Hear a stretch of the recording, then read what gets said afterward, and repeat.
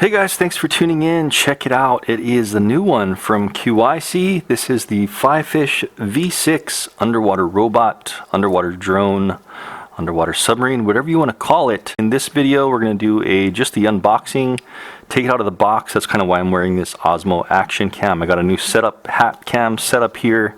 Hopefully better audio. I know I was having some audio trouble in some of my other videos. So hopefully this is going to be kind of my dive test and flight test new hat cam setup.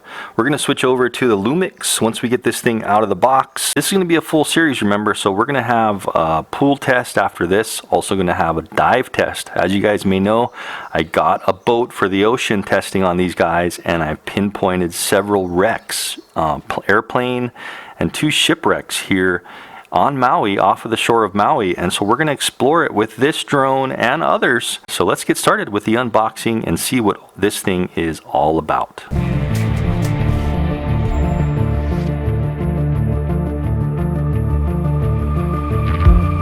Okay guys, so first things first, you can see how this one is much different than the P3. This company also makes another underwater drone that has I think a better camera but less motors. The P3 only has 2 motors in the back and 1 on the top, so you're really limited to just kind of going forward, turning, and up and down. But this one, as you can see, it's got 1, 2, 3, 4, 5, 6 motors. So that's a full 3-dimensional 360 degrees of movement. Has a bunch of specs here on the box. So 4K Ultra HD camera, does 12 megapixel photos, 166 degree field of view, 4,000 lumen LEDs in the front, 6 degrees of freedom. The cool thing about this one is it's going to also strafe left and right. Aside from pitching, rolling, upside down, it can do basically anything. So that's really awesome. And it also has VR capability. Goggles in the box, you can put your phone in and you can actually drive it while looking and turning your head left and right, up and down, and kind of have this virtual experience underwater. So we're going to check that out. It also has a posture lock, so you can lock it, kind of like, remember the Gladius Mini was the first one to really have that work effectively, where you could pitch it down and still go forward. This one's supposed to have that too. 100 meters of depth, 4.5 hours of diving time, does slow motion 120 frames per second. It does raw image in DNG, f2.5 aperture, depth lock, kind of like what altitude hold is for aerial drones. 3 knots is the speed.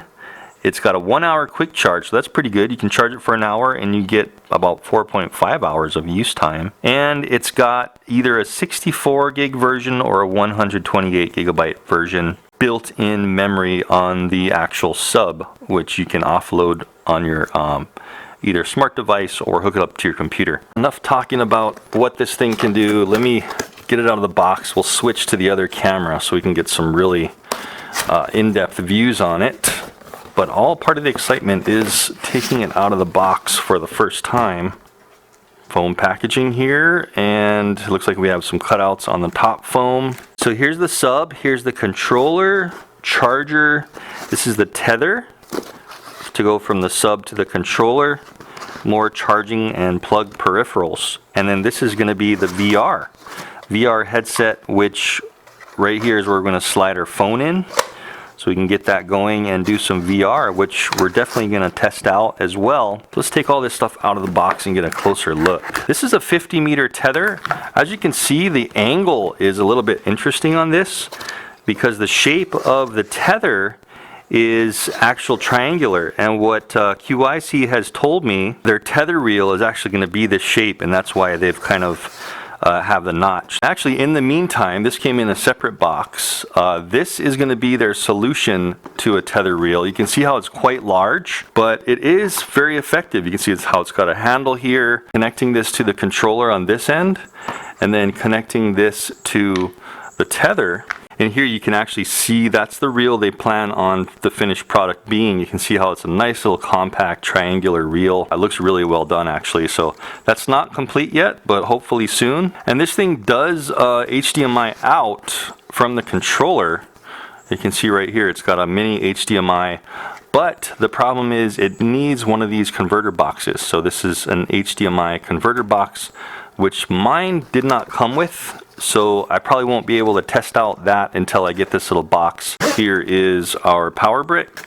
We've got a wall charger here, and then we have a wall plug. And that's pretty much everything in the charging realm. Of course, we already kind of saw the VR goggles. And really the last thing in the box is the V6. Now look at this thing, it's like way smaller. Remember the P3 was so much bigger.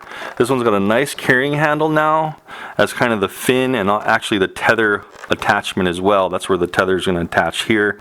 But look at all these motors. Doesn't that look awesome? Camera in the front, and there's the lights on the front as well. So really nice and compact version. They also said they're coming out with a backpack too, so you'll be able to carry this thing around. They're going to have a traveling case and a backpack actually. Those are to come out soon. Anyway, let me get this box down here and let's switch over to the Lumix camera and really take an in-depth look at this, get it up on the iPad and power it up and see what the interface and everything looks like. Okay guys, so I am switched over to the Lumix camera here. I'd really like to hear your guys' opinion on how that new hat cam setup works and how the audio is. First thing we're going to check out are just the charging peripherals real quick, just a little bit closer up, and then we'll delve into everything else. There's our main power cable, which plugs into the power brick just like that, and then of course that's plugging into your wall. This little part here, if I flip this around real quick, this is how we charge this thing up. I like how they have these little seals here now. See that? So when you're not using the drone or the sub, you have these little seals to seal out all the salt water and to keep rubbish from getting in there. And this is how this thing goes in. It only can go in one way, so you spin it till you feel it kind of go in, and that's how you're charging it. The other side of the tether also, check it out. It has this little seal on it. Really liking what they've done here. So we can go ahead and put those caps on when we're done using it. And same thing about like when we're charging it, you just twist it till it goes in.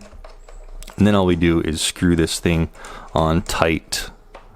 And here's where I'm really liking this. It's got this little loop here, and you can actually expand it here. You can see it's got this little collar here, so you can slide out more of the loop if you want to. And you put it right over this guy here, and then tighten it a little bit.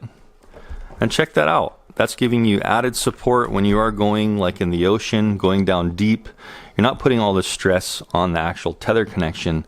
The majority of the stress is right here on this handle fin, and this thing is pretty sturdy. I mean, you can pick it up and it feels like it's going to be pretty sturdy and not break, hopefully. Well, of course, we're going to test all that in probably the ocean test is where we'll get all that information. And this is, again, the 50-meter tether. This is transmitting video and data, so you can have it hook up to your iPad or Android phone or iPhone. And then this is the connection right here that goes right into the controller. Speaking of the controller, I almost forgot to touch base with this charger. This is a separate charger for the controller. And now the controller supports micro SD card transfer, so you can transfer your recording right into the controller from the app, and then you can pop this thing out, put it in your computer, so you don't have to have those slow Wi-Fi transfers if you don't want to, because there's usually big files when you're recording in 4K. And right here, the controller charger plugs right in there, and you should be charging this, plug it into your wall. Probably take about an hour to charge, so probably charge that while you're charging your sub as well. Now this controller is not waterproof, keep in mind. This is not waterproof at all, not even water resistant, so don't get this thing wet. A couple of little thumbstick guards there, and that's how this thing is looking. Just like the P3, if you've seen my review on the P3, I've done multiple series on that. I'll go ahead and have that series pop up here so you can kind of compare what you think about both. Go ahead and watch that series on their older sub. This one's supposed to be much better as far as movement and all that stuff. So we have power off and on. We have our lock. That's going to be our motor lock button. And then we have our depth hold. I think they all should have depth hold by now, because that's just like a really feature you really need for easy control in the water. You can see how it's just like a drone controller where the sticks are spring loaded. This one actually has the strafe from left to right, which is kind of like this, how it will just keep level and slide from left to right. That's actually what this is. Light switch, that it's a predetermined off 1 or 2 brightness, video recording, our picture taking, And this one, we're gonna have to see what this one is. I kind of forget what that one does. Our mini HDMI out. This one here is where we're actually plugging in the tether. I was having a Skype conversation with the engineer about this plugging into the controller and just pulling out easily, and they said that's by design. What I've been doing is tying it around here, making a loop just like this, and making just like a single granny knot, and then plugging it in. But what they said is they'd rather it unplug itself, and you have to go retrieve it with this out in the water like that, than it pulling the entire controller from your hands and then you losing a controller that's, you know, worth a couple $100. So you could either do it that way, or, you know, you've got the reel over there, so you could also just make sure you secure your reel. So that's probably the best way to do it. Speaking of the reel, let me grab that real quick and show you how to hook it up. So first of all, we are going to need to take off all of this kind of plastic wrap that they wrapped the tether up with. This is not your cheap cellophane wrap either. That's a pretty thick plastic wrap. So you see how this, that would be plugging into the controller, is now just plugging into this internal connection in the reel, just like that. A nice satisfying snap. And this thing on the side over here, they just kind of have this done up by a little wire tie wrap. So let me get this off. This is the part that's going to go to your controller. And check that out. That's great. So this is not twisting up. There's a mechanism inside here that's spinning but keeping the connection. So you're not going to get this all tangled up. And this looks like this is seeming like about 10 feet of cable. You see how that is now plugging into your controller.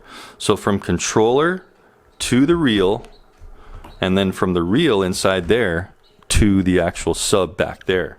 And then you can go ahead and work this handle and do your reeling up and down. So if you're like on a boat or on the shore, this is the thing that you're gonna wanna secure somewhere to the ground. You know, maybe put like a clamp on here on your boat, or on the shore, tie it off somewhere here. So if you do get out and this thing unreels too far, at least you know that you won't be pulling it out of your hands with the controller like we were talking about.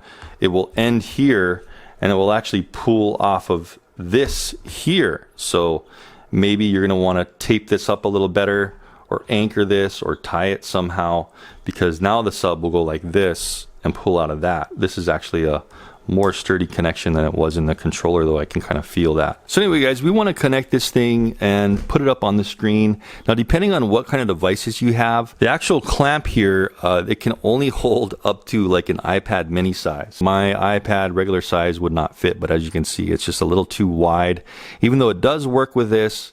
So I'm either going to have to get an iPad mini, or I did recommend that they should just make this expand a little wider, maybe in a different model. Just change this bracket and make it go a little wider for the people that have larger like iPad Pros and regular iPads. So they said they're going to work on that. But also, if you just have a phone, that's how you put your phone in. Clamps in really nice and easy. And then this is a Wi-Fi connection from here to the controller, so you don't need any cables into the controller. Before we boot that up, I'll just go a little bit more in depth into the actual VR goggles. You have your focus in and out to actually bring the VR lenses closer to your face. So if I was to pull this, see how those are kind of popping in and out, and you can do them individually. So like my vision is worse in my left eye, so I can really tune it nicely. And then these ones on top are going to adjust your IPD. You see how each lens is moving individually, so that's really good. And a custom fit. You have the strap on the top. It's a 3-way strap for your head, so very adjustable. A nice breathable padding here, like a leather, faux leather type of padding. And it's just a simple, light little goggle box. And this right here is what your phone's going to go in once you kind of activate that VR mode. So if I just go ahead, I even have a little bumper case on my phone, but let's just see how this works.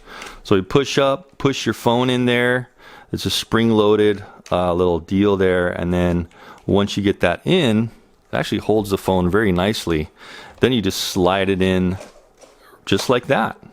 Make sure you're in VR mode, do that, and you'll be able to control it while pulling your head up and down, left and right, and turning while you're underwater. So that's going to be a really cool experience. The cool thing about this one is it's not going to turn on at all. Remember, the other ones would turn on right when you plugged in. This one will turn on the sub once you power on the controller. So holding in. And we're getting a power up on the controller as well as the sub at the same time. Just ratchet that in there so it's holding on nice and tight. The lights came on because, check it out, I had this little button pushed to the 2, so watch the lights as I push this little toggle to the left actually. That's medium or low, and then that's off. So I really like that, just a quick little off, low, and high setting, or medium and high setting, really fast and quick. The first thing we need to do is connect to this controller. Now this controller has the built-in base station for your phone. So now we'll go into our wireless of the phone. Okay, and we're looking for the FiFish RC. In this case, it's FiFish RC 52RZ. I'm just going to connect. And the initial password was just 1 through 0, which is in the instruction manual. Go ahead and launch the FiFish app, which you can download through the App Store, whether it be Android or iOS. And check it out. So it says connected down here, V6. We should all be ready to go. Over here, you can check out your media if you wanted to, local media and on the remote. And check it out. There's a bunch of videos and stuff that they took from the factory before they sent it in. There they go. That's actually a photo of them testing it at the QYSEA factory. Oh, neat. And there they are, the workers putting them together. Awesome. Cool. So those were photos. Oh, okay, we can also go to the video. Oh, they also have some video on here. So let's check out what kind of video they have. We'll just play this last one right here. Cool. So there we go. There's a video of some of the workers in China at the QYSEA factory getting these guys all together. And it looks like they're testing like the latency. Okay, so easy peasy, that's the gallery. I'm gonna have to probably clear that before I use it so I have more storage. And let's go back to device and we'll just go ahead and connect. Get it a little less washed out for you guys. There we go, that looks good. Let's go ahead and connect and see what we got. There we go, the messy living room. And check this out, that's our interface. If you can see my hand, you see that? So that's the latency. Pretty normal Wi-Fi FPV latency. That's not bad at all. If we look down here, we have our auto ISO settings. We have auto exposure, white balance, and everything. Check this out. We can adjust all these things. So we have a pretty in-depth control. There's our 4K 30. If we press that, check it out. We can change from 4K 30, 1080p 20, 1080p 60, 1080p 30, 720p 240, 120, 60, and 30. Those are all of our video settings. I like the 4K 30, right? So we're gonna probably do that. That's our highest. We just touch the screen to go back into the main menu. Record time, 1 hour, 56 minutes. So I'm gonna have to delete all those for sure. And so we can have our ultimate record time. Remember how there's all those videos on there? We press this little dot here. We have, okay, so we have a menu for the shutter. And then we press this, that's for the video. Okay, so we can adjust image stabilization. Interesting. So that's off by default. If I turn it on, it kind of crops in a bit. We're definitely going to have to test that. Meter mode, center, average, or spot. Field of view, wide or medium or narrow. Wow, so you can get all the way to narrow. And then we have a main settings here for our live resolution. You can change it from 480 to 720. That's what you're going to see on your phone. Live bitrate from 1 megabit all the way to 5 megs or megabyte. By default, it's 2, and they said that make sure you have a powerful device if you're going to go higher than 2. So I might just leave it on 2. NTS or PAL setting, video encoder, H.264 and H.265. They did say have a very powerful device if you're going to try H.265. And there's also a grid. So you can put a grid on your screen if you're a photo professional or video professional. And that's as far up as I can go on that. So those are pretty much all the settings there on the bottom row. Press and hold. There we go. That's what I was missing. I couldn't figure out how to calibrate it, but you press and hold on the graphic of the sub. You see how that graphic is actually changing as the sub moves. Horizontal calibration, vertical calibrate, and finish. So a couple of little calibrations for the compass. Let's see if we can get out of that. Press and hold, no.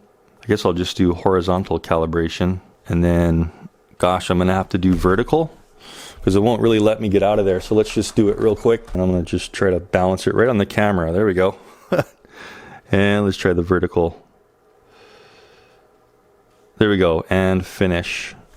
Okay, looks like I couldn't get out of there without going ahead and doing that whole thing. The right here, where it's showing us the compass of the controller, you see how that's moving as I move the controller?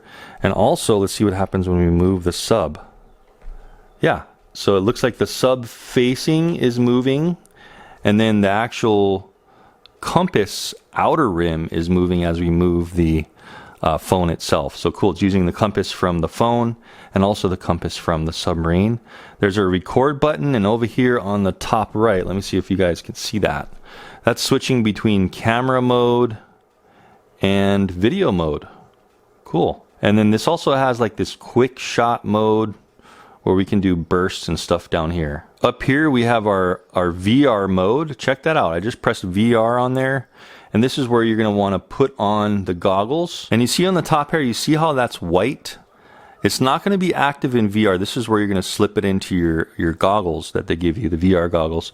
You need to change this right here to C. See how there's basically an acro mode, which is A. You have an S mode, which is stabilize, which we were in.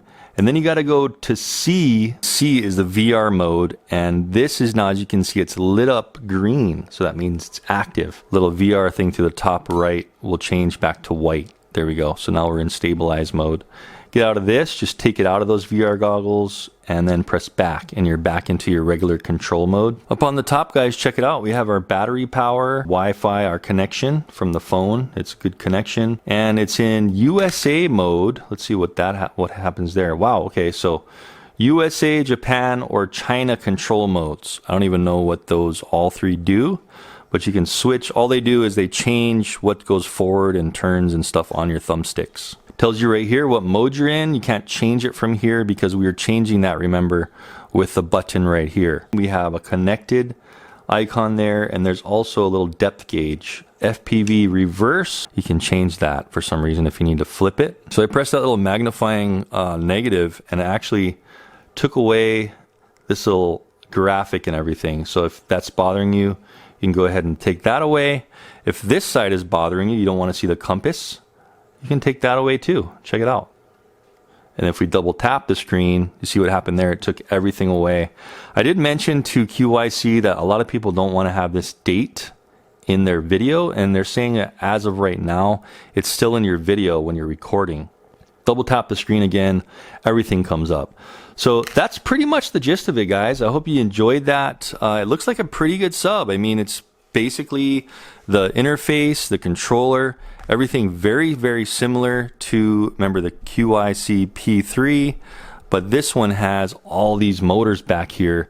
And maybe we should inspect this a little better too. We didn't even go through the inspection of the actual sub itself. So let's inspect this a little bit more close up before we wrap this up. So let's flip on those lights. Wow, there you go. So nice and bright. Remember, 4,000 lumens, that's on high. And that is basically blinding. I'll turn that off, and so you can kind of see the camera in there behind a flat lens there. So that is going to be 4K. We have cooling vents there, 2 LEDs on the sides there, and it's a nice oval design. I kind of like it. Smaller oval design. Remember, they're coming out with a backpack for this to make it portable. And there's all the motors. So the motors, man, that's what makes this thing, right? Flight controller, sub controller. In there is allowing all these motors to work in unison to give us 6 degrees of freedom, and that's what a lot of the subs have been lacking. Cool. go ahead and yank on that tether. The tether is supposed to be able to hold several hundred pounds. I'm just really liking the look of this thing. Here, flipping it over to the bottom real quick. This actually looks like a little module for maybe fresh and salt water. Let me take that off and let's inspect that real quick. I think it's got to be some kind of buoyancy module. Remember on a lot of the other subs, they have modules which can just pop off. Yeah, so that is a weight. That's a heavy duty weight. Look at that thing. Holy smokes. Just a stainless steel piece of metal.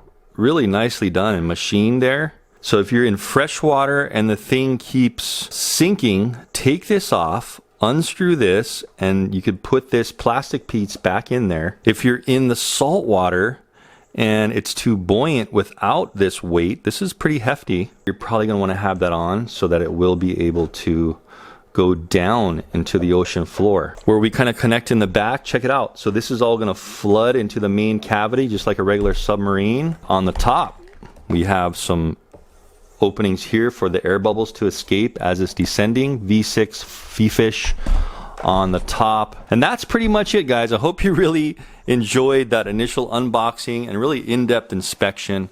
I sure did have fun checking this new technology and this new product out. And remember, this is going to be a full-on series for the submarine. This is just the initial of probably a 4-part series. So next thing we're going to do is we're going to get in the pool in the backyard, test out all the functions in depth, see how this thing handles. I always like to do that before I take it in the risky sea, right? And then after that, we're going to take it out on the boat and we're going to explore some wrecks. Since this thing does pitch down and has amazing lights, I should actually also take this back up to that, remember that river where I lost my Mavic Pro a while ago, and do some treasure hunting. So I'm going to do that as well and see how it kind of fares in a fresh water waterfall pond here on Maui. Anyway, guys, thanks so much for tuning in. Again, as usual, links down in the description of where you can find more specs and purchase this guy. Remember, they are adding upgrades to it. So at this time of this video, we are kind of missing the Tether Reel and we're missing that HDMI box, but they will have that available very soon. Go ahead and subscribe so you don't miss those future videos, and I will see you in the next video. Thanks for watching.